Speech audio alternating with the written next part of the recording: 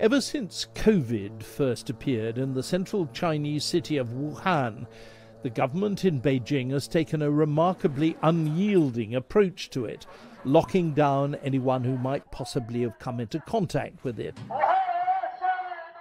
forcibly separating children from their parents, shutting down entire towns and cities if necessary.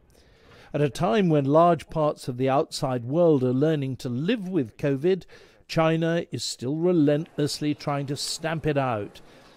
Fine, but when it comes to locking down Shanghai and parts of Beijing itself, people start complaining. Kerry Allen is a Chinese media analyst for BBC Monitoring. People are literally confined to their homes. They can't even go for a walk or just go to the shops and get supplies. There's this whole culture going back to the very early era of the communist era of gated communities. So you've got security guards on the gates in people's homes, and you can't just nip out because there's a security guard who will stop you. So yeah, people have been, both in Shanghai and Beijing and other cities as well in the country. If there have been cases of COVID-19, they've not been able to leave their homes, and it could be just one symptomatic case that results in an entire apartment being locked down, or sometimes more than one apartment, an entire complex. So people are just suddenly caught short. They don't know when they might be able to go to work, when they might be able to see friends. They're literally just stuck in their homes and reliant on people bringing them supplies. But who brings them supplies then? There will be people in other areas that are not under lockdown that will work together, volunteers, to bring supplies to the gate of these communities. But in a situation like Shanghai's got, where there are simply too many cases, I mean, there have been around 20,000 a day, both symptomatic and asymptomatic cases, there's simply nobody to do that. Because it can be factories as well and logistics companies where if there's one case, they can't work. So one case would bring a factory to a halt. Absolutely, yes. And logistics companies have had this situation now where you've literally had people sleeping in tents on the street because they don't want to have a situation where their apartment goes into lockdown, or they themselves find themselves stranded in a community.